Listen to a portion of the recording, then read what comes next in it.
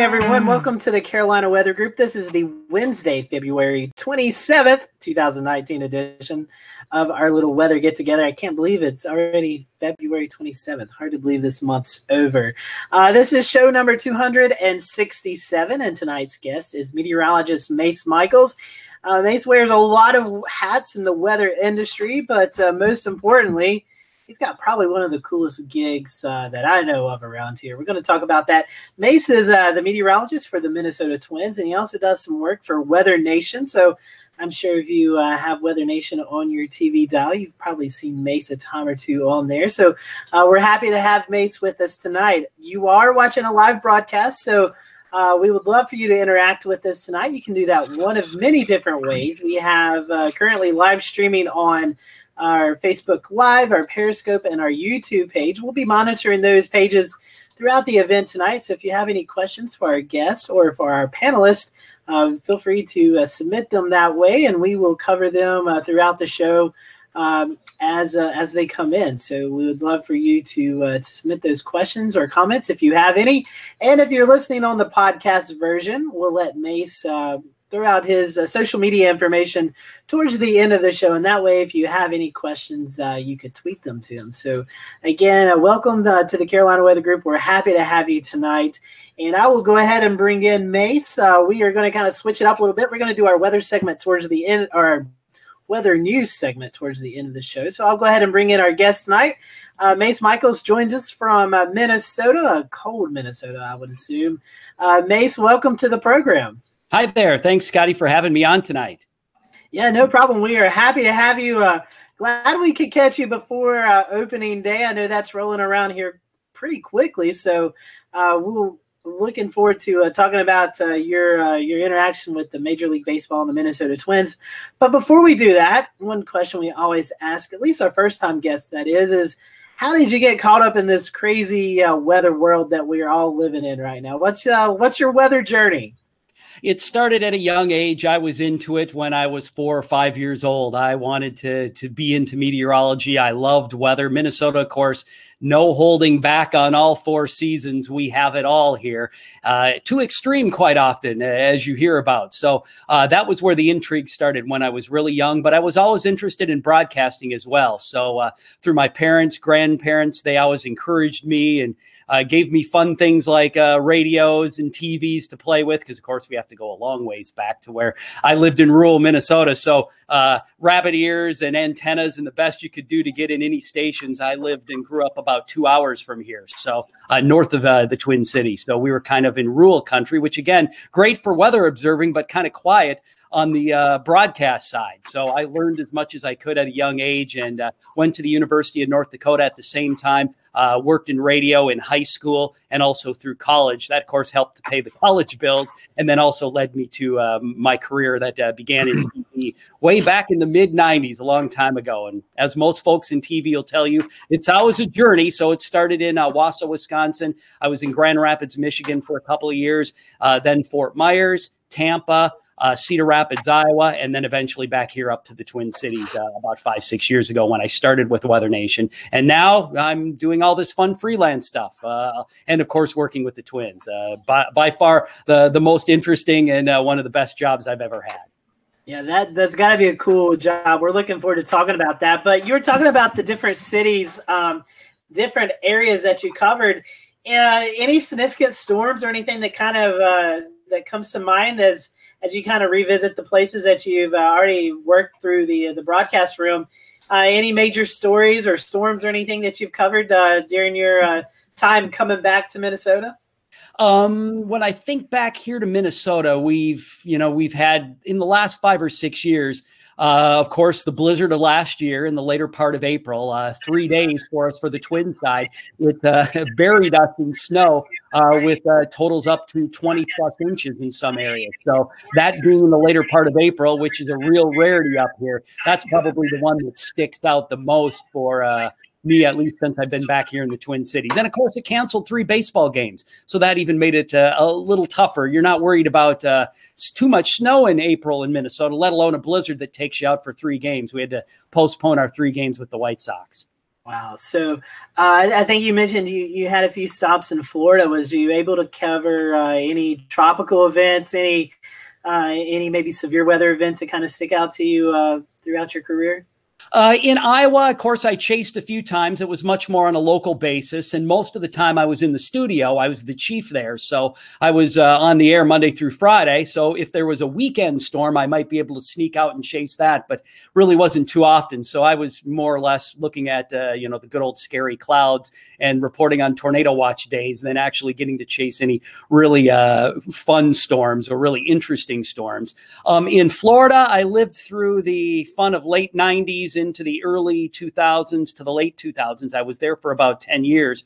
So the real uptick of hurricanes, the 2004 season where we passed through all the alphabet and got into the next round of names. So covered quite a few storms there. In Tampa, thankfully, we didn't take too many direct shots. They were all kind of glancing blows, caused many problems. But we had Charlie, which looked like it was coming right down at us and ended up veering away. And then the other three storms that season that passed by us at weaker states than they did in other areas of the state. But that was quite a crazy season. In a 3-4 week span, I was at the station almost all the time for storm after storm after storm. And I'll go back to my first tornado coverage storm way back in Wausau. That always sticks out, that first time storm, doing a wall-to-wall event of a tornado we had touching down an F2, F3 at that time in Adams. And it was one of the most devastating tornadoes they had seen around in that area in a long time. And I covered the, probably if you go back to 1991, you may have seen the tornado video from Minnesota, the Gull Lake BIR tornado, where that tornado's coming across the lake and they're shooting it and then it blows the windows in. That one I was covering in radio live, a different aspect of covering it on radio live. But we would get the information filtering in off scanners and from the Weather Service and from law enforcement after it happened, having no idea that was the type of tornado it was, other than looking at radar and knowing it was pretty bad. So it's amazing to see how much technology has improved, and the internet and computer age really changing things from the beginning of my career to the current time. Mace, that is the perfect transition into the question I wanted to ask. So you've obviously covered a lot of weather events over the last 28 years or so. So how have you found that social media has affected your job? Have you seen it as a rather positive thing, or have there been some downsides to it? The positive side would definitely be we can get reports, we can get information so fast on the social media side. It's amazing how quickly we hear from everybody, especially on the Twitter side. You can get reports so fast on Twitter. It seems like anybody who's in the Twitter universe, they're tweeting you right away when there's some level of damage or some nasty type of storm going on. Obviously, the negative side, there are plenty of folks who want to let you know when you're wrong or when something goes wrong, and you can hear from them immediately. That's probably the hardest side. Some of them are pleasant. Most folks are good, but there's always the trolls and the not so pleasant, and that makes it a little tougher. I haven't experienced that as much. I've kind of moved out of TV from the day-to-day basis away from that as the Twitter and Facebook universe was ramping up. My last days, at least on the chief side in Iowa, was in the early 2000s, and then I worked Weather Nation after that. Now I'm kind of working remotely for Weather Nation, doing a lot of their online stuff, articles, writing things, and then also doing social media. So I'm not doing the on-air as much, other than when there's reports. When there's something going on here in the Twin Cities, I hop on for them. So I don't hear from as many folks social media-wise as I may have about 5-6 years ago. So yeah, it's really changed, though, from that aspect. I enjoy it, especially from the side that we get storm reports. Absolutely. Yeah. Twitter, as you were mentioning, is definitely my favorite platform. It's amazing how much you can learn. And seeing the storm reports from all across the country. It's just fascinating. Okay, so now tell us a little bit about Severe Studios radio network. Go ahead. Oh, no, I was just going to jump in and say we started. Feel free to jump out on me like that. Sorry. No, you're fine. Okay, we started about 3 years ago. We were approached by some folks here in the Twin Cities that were ramping up kind of their news division. That didn't end up working out for that aspect, but we had already had our base of about 20 stations, and we've kind of stayed at that and continue to grow out. At the same time, with the folks at Severe Studios, Corey Hartman, we also own a radio station over in Baraboo, Wisconsin. So we're already supplying weather for that station, let alone our other affiliates, Grand Forks, where I went to college, University of North Dakota, Bemidji, which is in northern Minnesota, shoot across Highway 2 to Duluth. We're there as well. Station here in the Twin Cities, and then southern Minnesota, Rochester, and also Owatonna, down in Iowa City, and then, of course, our station in Baraboo. So we have quite a few stations we've kind of ranged out, and it's mainly on the forecast side. We're not doing as much live. A lot of our stations are automated or run network programs. So we're kind of the live weather voice, even though we're not always live, popping in with the 30-second forecast. We can update it at any time as they're downloading the forecast from us. And then we also have a script written so it can add in the latest current temperature. We've recorded all the temperatures from 40 to 50 below, all the way up to 100 plus, and it slaps it on at the end and kind of meshes it together and makes it sound really clean. So that's kind of a side business that I do along with a few of our other meteorologists at Severe Studios to branch out. I'm still staying in the radio side, at least that way. I expect James and Jared to be getting in contact with you afterwards as we try to build our 24-hour network channel here. But you were talking a little bit, Mace, before I was going to ask you about the Twins, but you were talking about covering a tornado in like radio format. A lot of us know what wall-to-wall severe weather coverage is like on TV, but is there any differences on the radio side of things when you're covering a tornado warning or a tornado, something like that? Well, growing up in the 70s and 80s, radio was obviously different then. It was much more of a live element, wall to wall when you'd have severe weather. And that was kind of what I grew up listening to. And it was almost at that time, radio shined, and it was kind of the preferred format for a lot of folks to go to listen to severe weather coverage. TV, radar was good, but you still had the old WSR 57s and 74s, so your radar coverage wasn't as good. There were a lot of shadows. The way warnings were issued were very different. You didn't have spotting. Obviously, we didn't have the social media side we were just talking about.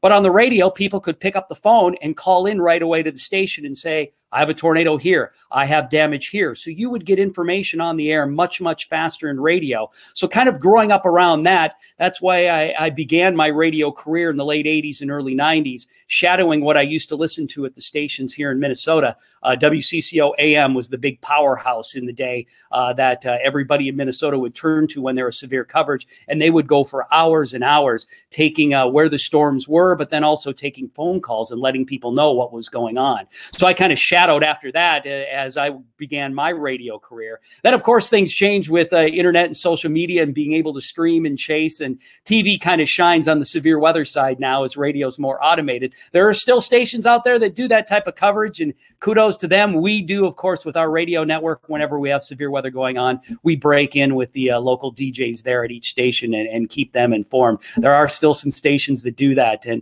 that's kind of the nice side about covering severe weather. To answer that second part of your question, you have unlimited time, at least on the radio side. So like we're doing tonight, you can just kind of talk about something more in depth. TV, we're in quick, we're out quick unless it's a big outbreak.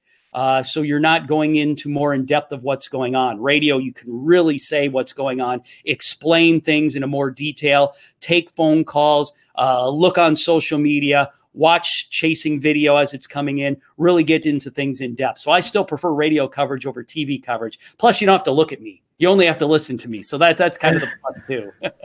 That's pretty good. That's that's something that I think would help everyone. You kind of are telling a story because you don't really have radar for people to look at if you're doing it on the radio. So it definitely helps out. So let's talk about the coolest job that I think any meteorologist has. You get to work for the Minnesota Twins. So kind of a two-part question here. How did you get hooked up with the Twins? And then what is your day-to-day operations once baseball season starts? Well, I'll storytell then again. Going back to 2010 when the Twins opened up the brand new ball field here, Target Field, they new grounds crew coming in because, of course, it was in the Metrodome before, so you didn't have an outdoor grounds crew, new head groundskeeper, and building a platform around that. And Larry DeVito, the head groundskeeper, he wanted to have a little more weather reinforcement just because Minnesota, again, we can have snow in the beginning of the season. September snow would be pretty rare. but it could happen. But again, in the beginning of season, we can have it. Our opening day this year is in the end of March, last Thursday in March. So it's a concern. We can be very cold. Obviously, rain at any point in time. You go from your stratiform rain in April to all the convective stuff you can get on and off through April and the rest of the season, be it cold front and slow lows to severe weather issues. So he wanted a little more of a background rather than going to a weather vendor or having to rely on MLB's weather contracts. And he approached one of the meteorologists that was out at the National Weather Service, retired head meteorologist out there, the MIC in charge, Craig Edwards. And Craig at the time had retired from the NWS and NOAA, and he was still living here in Minnesota, interested in the part-time job working with the Twins. So he definitely, being a Twins fan, was very intrigued with it. Talked to the folks there, Matt Hoy, Vice President Operations, and then also on the building up side of what we would do, what we could do. And they developed the program from there. When Craig was ready to retire, he was doing some radio with Minnesota Public Radio and working with the Twins. So kind of twofold. When he decided to retire, that's when I asked Craig, who should I contact? And then kind of got lucky from there, being able to talk Matt and Larry into hiring me. And I also work with another meteorologist. There's two of us who handle the home games. Todd Nelson, we take care of things. He handles the Friday, Saturday, Sunday home games. I handle the Monday through Thursday games. And whenever one of us need to trade or anything like that. So that gives you kind of the background. The Twins were interested. There weren't any other teams that had a meteorologist on site, and they wanted to have that aspect of being able to talk to the meteorologist right there so I can get the updated radar picks right away. I spent a lot of time looking at models beforehand, but then it's all radar after that between MPX and also we're lucky enough to have a terminal Doppler here. So I'm scanning, looking at both, trying to give an idea and get an idea of what those storms do. And you can imagine when you, just like when you're out chasing, when you're looking at one pinpoint, how things can change and how things can move around you when you're not expecting it in just such a small micro scale environment. So in the last 3 years, I've learned a lot about how little scale things can affect how thunderstorms move on into the area.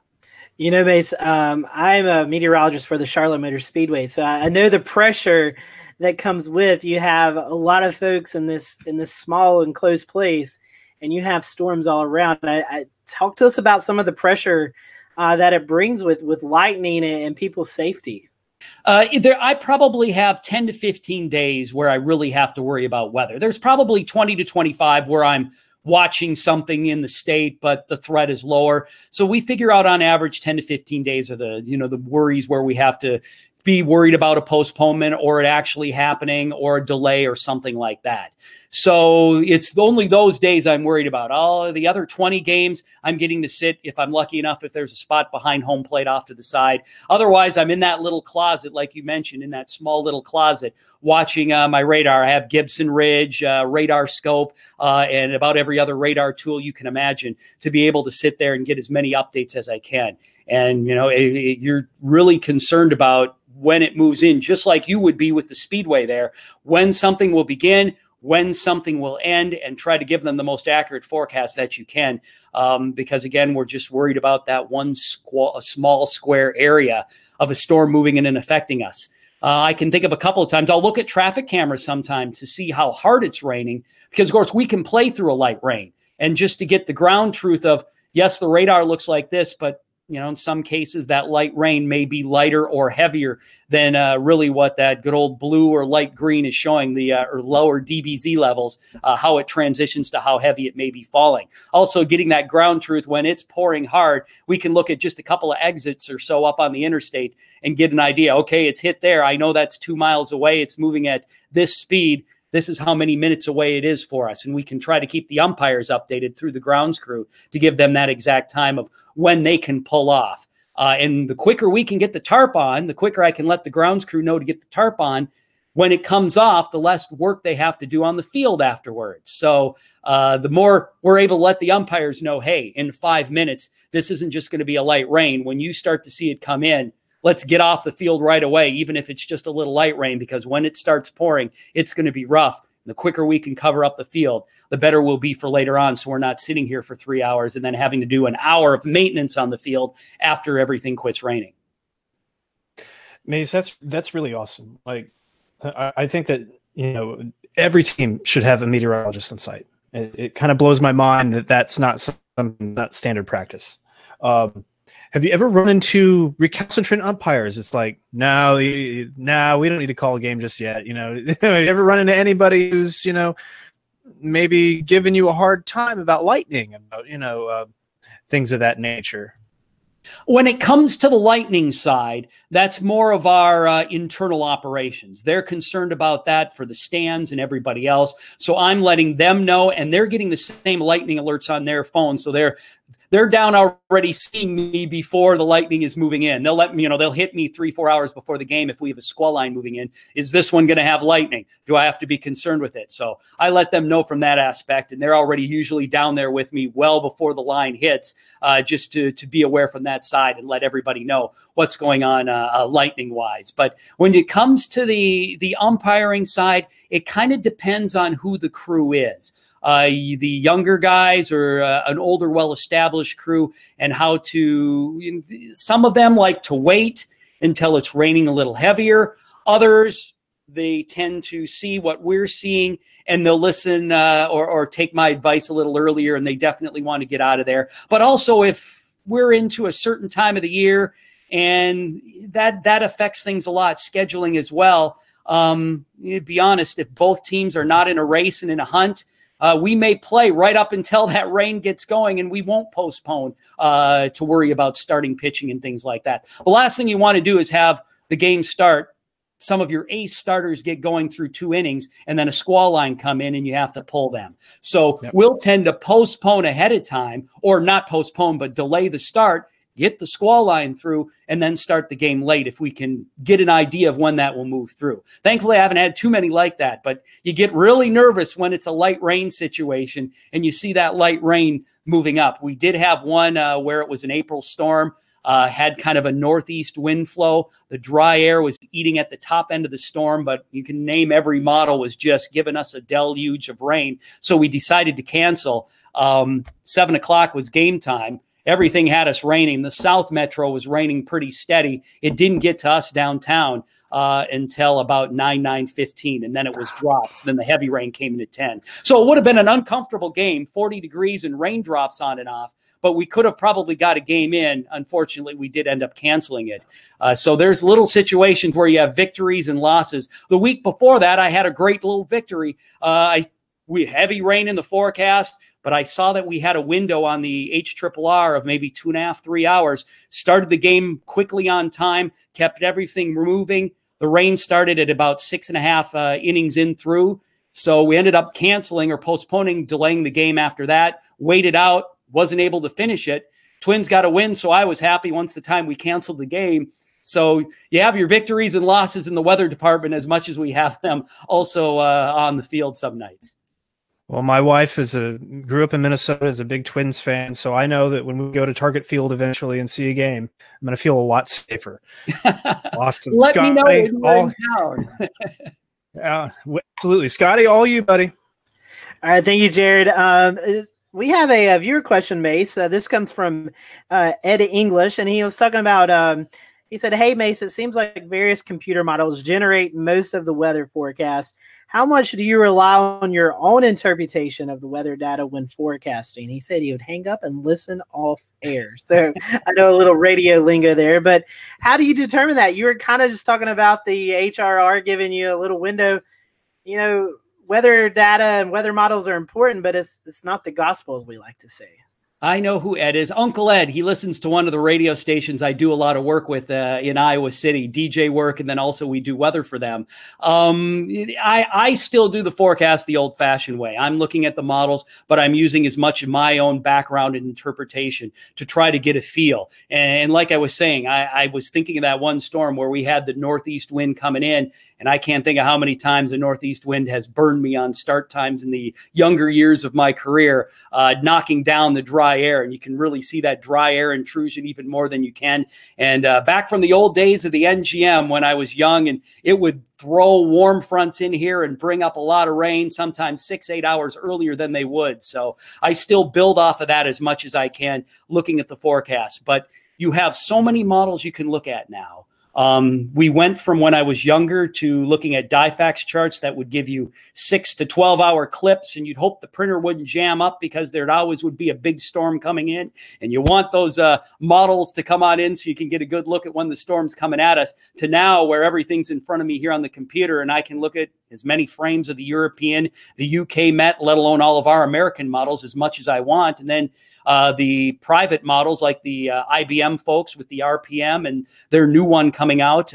And then you have the HRRR, which is updating all the time. Every hour, you've got new information coming in. So sometimes it's overload. And when they're all screaming at you, this is going to happen, I'll admit it's hard to say, maybe that's when the snow or the rain is going to start, or we are going to see 5 to 6 inches of snow coming down at us. And then it starts a few hours later. That first hour or two that the models gave you 2 to 3 inches didn't end up happening, and you end up with 3, and it started after the rush, thankfully, so folks were able to get to work okay, but you kind of busted your forecast. So I still try to rely on my thoughts as much as you can, but when you have so much model data coming at you right now, I'll admit I second guess myself sometimes. I think we all do. One quick question, kind of a fun question here. How has the players and the coaches took on to having an on-site meteorologist? Do they kind of pull you aside and say, hey, what does it look like tonight? Or do they ask for personal forecasts? I mean, what's the relationship like between you and the players and you and the coaches? I don't see the players as often. You know, I say hi to them. I'll see them every once in a while, but they've got a whole different routine before the game, and they're in a different area than I am. So I catch them during batting practice occasionally, but management is who I'm usually dealing with. Some of the Twins coaches are more active with us, others not as much. So with a new coaching regime coming in this year to the Twins, I'm curious and interested and excited to meet the new coaches and get to know them as well. They will come over and ask us questions when things will start and when things will end. And obviously, I'm working with our folks there in the office for the grounds crew and Twins management, along with the coaches and such, to give them an idea of when it happens. So I probably see a lot less of them than you'd think. More or less it's from the other side of the diamond. So I don't know. I don't have as much of a personal relationship with them as I do the grounds crew, who I'm to sit with for hours and hours through the game and chat with and tell them more meteorology than they've probably ever wanted to hear. But I ask as many grounds crew questions as I can too. So I'm learning a little more and more each day. Mace, that brings me into a question I want to ask. I'm just kind of curious, and you kind of hit on it a little bit, but do you provide, I guess, more of a game time decision-based service to the Twins, or is it an ongoing relationship, even, like medium, long-term forecasts? It's mainly on the short-term side, day to day, and we'll post a forecast kind of written on the board there when we think things will move in, what time. So day to day, yes. But if there's concerns for stuff long-term, I'm always looking at it, especially if it's sunny and 80 and a beautiful day, but we know a front's going to move in 3 days. I'm looking at that, and we're planning ahead. And the Larry Heads groundskeeper will ask me, if he has to do a fungicide spray or something going on, if he knows we're going to have a really hot period with a lot of humidity, that will affect when he does certain types of treatments to the field. So he'll ask me, of course, if we have a lot of dew in the morning, high humidity, certain cases are better for him on how he deals with the field and treats the field, let alone he doesn't want to be out there on a day where it's 95, 100 degrees with the sun beating down on him to cut the grass one day. He may wait till the next day to do it, or do it early in the morning. So from simple things like that to more complex, we chat about those type of things as well. Thankfully, they don't make me worry about away games too much. So I don't have to forecast for Toronto or Tampa or somewhere on the West Coast. But we're always looking at, the home ride. If we have a 7-day stretch where we're off or they're out of town, I'm still looking at the 10-day European or the GFS out to 15 days. Oh, we might have a front when we come back. Whether or not it ends up gelling and working out to be, we're always talking about both short and long term, but I'm mainly keying on short term. Yeah, that's what I was kind of curious on, especially, like you said, with the fungicide and some of the groundskeeping stuff. That's something I know. I work here locally with some golf course superintendents. So I'm just trying to keep them up to date, really medium, long-term stuff. But I think Evan's got a question. Kick it over to him. I do, yeah. So I was actually planning on asking about how winter weather impacts your games, but it sounds like that's a frequent thing some years, and going back to last year with the blizzard. So I'm going to kind of move us over to a question about lightning. what are the criteria for canceling or postponing or delaying a game when there's a thunderstorm in the area? So for canceling or postponing a game lightning wise, MLB does not have a rule like the NCAA. So we're kind of worried about anything within the 4 to 5 mile radius. And that's when we'll start to post things on the stadium scoreboard. Want to head to shelter, move away, but there is not an MLB standard.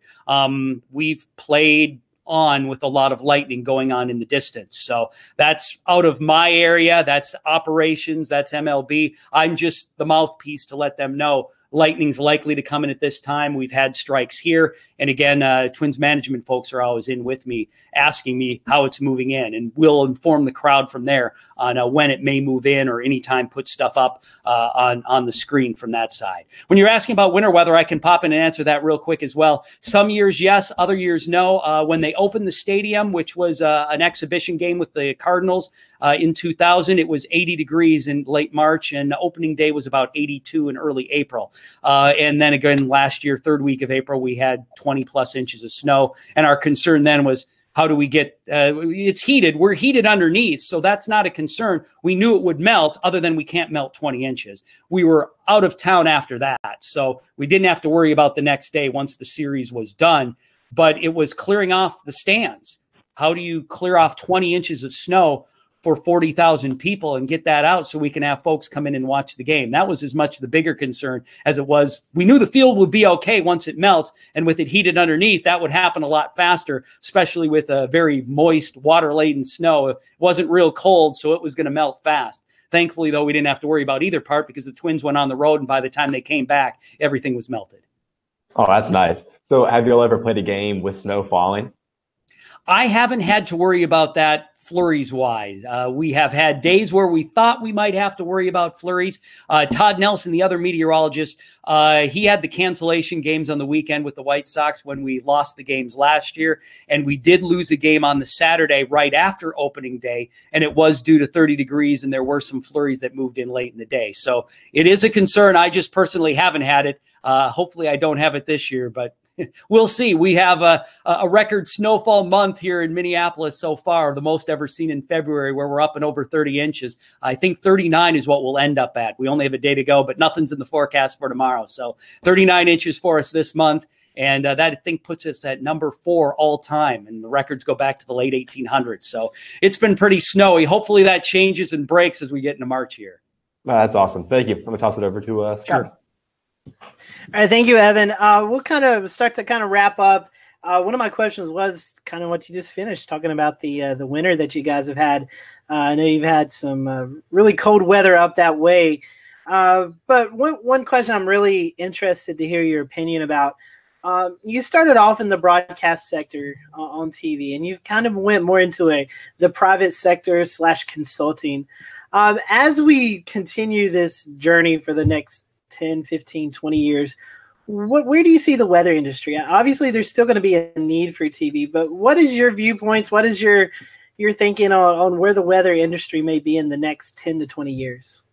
You know, that's a good question and kind of a tough question, because I'm kind of on the cusp of that and trying to figure that out myself. If you would have asked me 10 years ago, will I still be working in TV in 10 years? I would have said yes, and I would have figured so. But just because of the way things ended up working out, I was in local TV news, and then the Weather Nation opportunity came up for me here in Minneapolis, and it got me away from the TV news side. And once I got opened up into how covering weather like that was for a channel that went all the time, I lost the interest of going back to TV. I still do some freelance. So I work with the local Fox station here. I work with some stations in Iowa and also in South Dakota and in southern Minnesota and Rochester. So I still do a little TV from that side, let alone reports for Weather Nation when there's something going on here. But I would have not thought I'd be not doing the day-to-day TV side thing. But the industry has changed a lot. News has changed a lot. How people watch the platform, how people view TV news.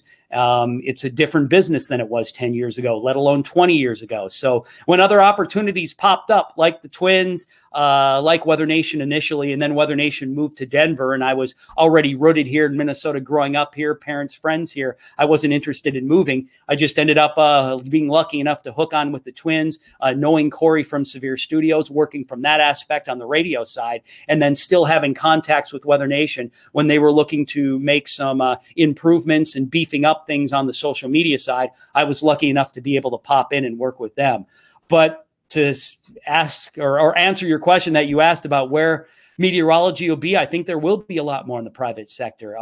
So many people look at me and ask me the forecast based off of their phone. And how many phone forecasts are actually done by a meteorologist? Very few. It's an app. Whether you're using an AccuWeather app, whether you're using Dark Sky, many of the different ones like that, it's still an app that's usually driven off of a model in some way, shape, or form. And Weather Channel has as well, weather.com, whatever mesh that they'd use for between forecasters and also model-driven type stuff. So there's always going to be a need for that meteorologist, and it really shines, again, when there's severe weather going on.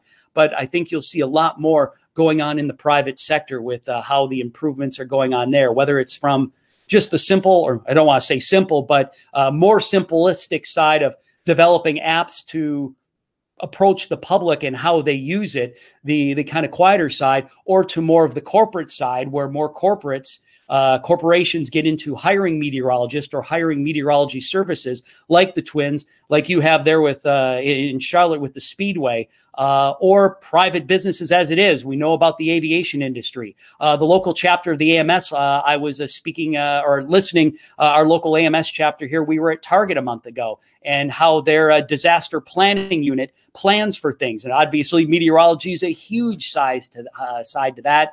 And there's that corporate aspect. So I think we'll see more and more of that as custom tailored information is more and more important to the business sector. And as forecasting and models improve and improve.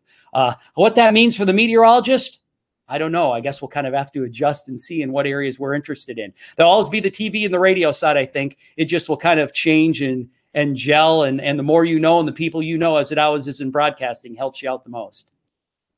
Yeah, Mace, I just want to follow up with that. We're talking about where the industry's going.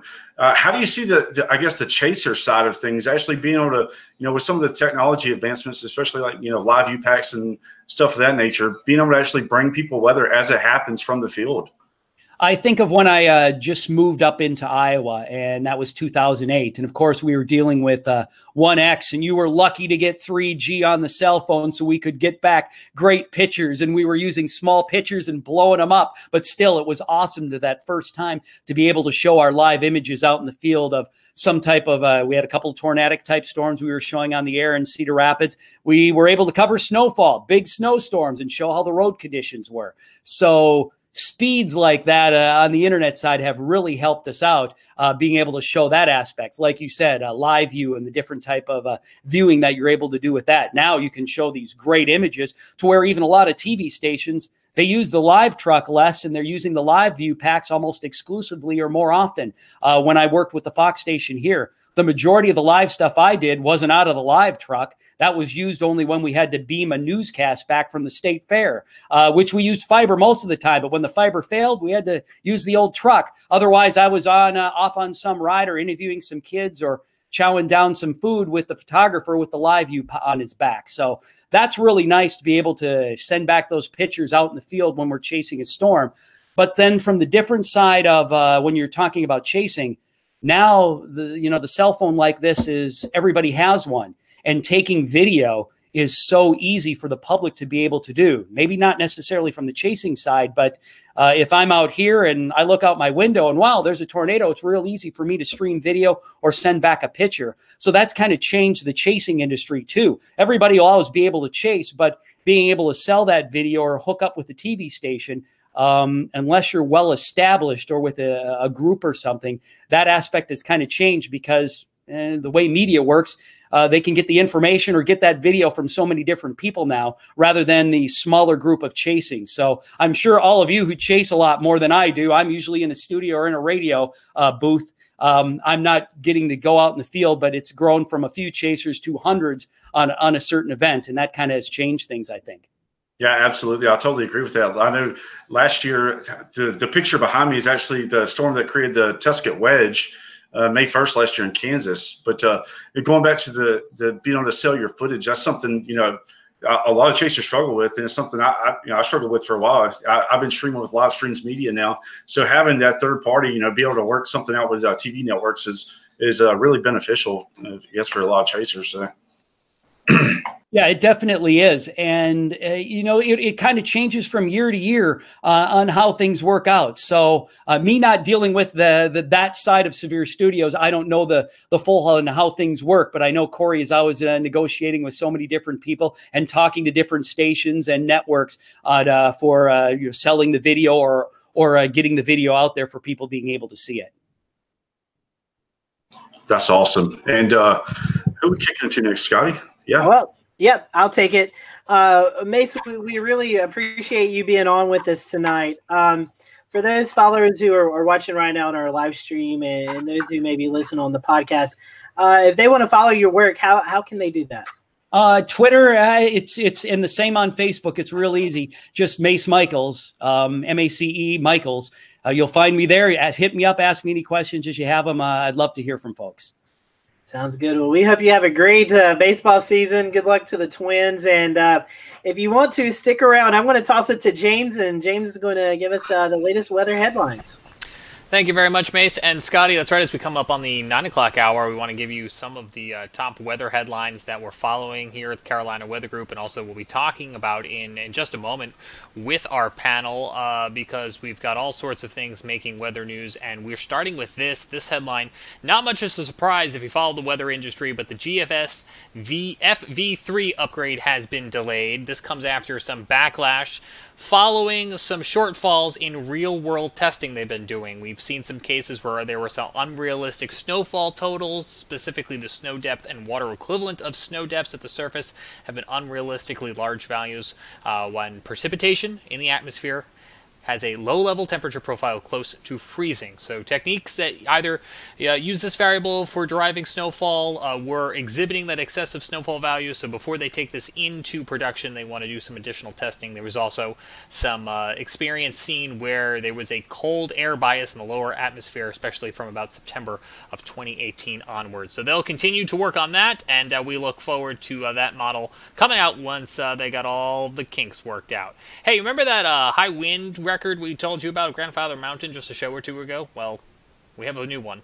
On Sunday, a 3-second wind speed of 124 miles an hour was recorded. That beats the record of 121 miles an hour that we recorded just in February 13th of this month. So very windy day, and we actually have some wind totals from across the area to show you as well too, because it wasn't just at the peaks of the mountains that we're seeing those wind speeds, but all across the area. We had a high wind warning in the mountains. West Jefferson 77 mile per hour, Boone 70, Blowing Rock 69. None of those were record breaking, but enough to certainly garner your attention, and that prompted that high wind warning. And coming up next, we're going to talk with our panelist Chris Jackson about his storm chase this weekend. He was in portions of the South as we watched storms spin up at least 12 tornadoes across 3 states, 6 in Mississippi, 5 in Alabama, and 1 in Georgia. The strongest tornado occurred near Columbus, Mississippi. That EF3 tornado in Columbus killed 1 and injured 11 people. Numerous buildings were also damaged or destroyed. That tornado had winds of about 137 miles an hour and was on the ground for nearly 10 minutes. Right now, 9:01, let's bring back in our panel. And Scotty, I know we want to go through some of those headlines in a bit more in depth with our panel. Yeah, I'm going to toss it over to Evan first because we'll talk about the Carolinas first, and then we'll toss it to Chris and let him kind of recap his chase. But Evan, we're going to tag you as the mountain wind guru because I know you love keeping up with the gusty winds and everything. So again, another record breaker there on Grandfather Mountain. Yeah, absolutely. So it's only been, I think, over 12 or 13 days between the old record and the new record. So this new record was 124 miles an hour. It happened around midnight a couple of days ago. But one of the records that stood out to me that night wasn't just a maximum wind gust. That was the new record. It's also a new maximum sustained wind speed. They recorded a maximum sustained wind speed of 103.2 miles an hour, which is just kicking. I believe that's for 1 minute sustained winds. So that's up there in the Category 2 hurricane strength, which is fascinating. And obviously, Grandfather Mountain is up over 5,000 feet. So the valleys didn't see anything quite of that nature. But it was possibly the windiest night in many years up there. It was very windy. Little report here in the foothills, McDowell County. There was a person on interstate traveling towards Asheville going westbound, and a tree or a portion of a tree actually fell on a vehicle on Interstate 40. Thankfully, no fatalities, but there was an injury with that. So though not the 70, 80, 90 mile per hour wind gusts in the mountains, but it was still even windy here in the foothills. So a very windy day, and with all the rain that was around, a lot of downed trees and power lines as well. So it was kind of just a crazy day. At least the sun was out on Sunday. That was something we haven't been able to see a lot of. And that sun that shined here on Sunday shined in the Mid-South on Saturday and created some instability. And that's where I'll bring in Chris Jackson. Chris, you suited up and headed to the Mississippi, Alabama area, and you was out there chasing these thunderstorms. Absolutely, Scotty. I was in Mississippi Saturday morning as the sun began to rise. And, so I started watching this the middle of last week, and it really looked like it was going to be a pretty good tornado setup, especially for this early in the year. So I made the decision by Thursday, just go chase it.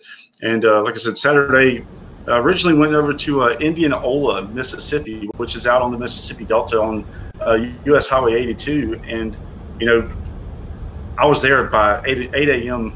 Saturday morning, and with storms not expected to really get going until a little after lunchtime, it was really hard to stay patient. I was losing my patience, and that's one of the toughest things chasing storms is just being able to be patient. But about 2 o'clock in the afternoon, storms really got going, and I think James has some radar views, maybe loaded up, James. But anyways, by 2 o'clock in the afternoon, storms really got to going, and there we go.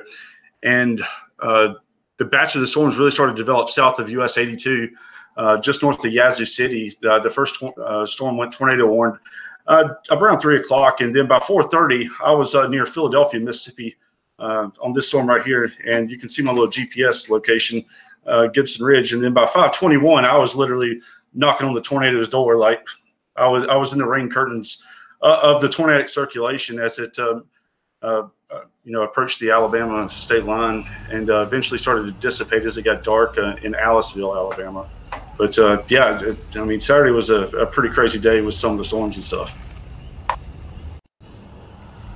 Yeah, it was a crazy day. Our thoughts and prayers are with those folks who were injured, and the family who suffered the fatality, and all those who received damage. Hopefully, it won't be a crazy severe weather season down that way, but it always stands the possibility with that. So we're closing out the month of February. We got 1 day left.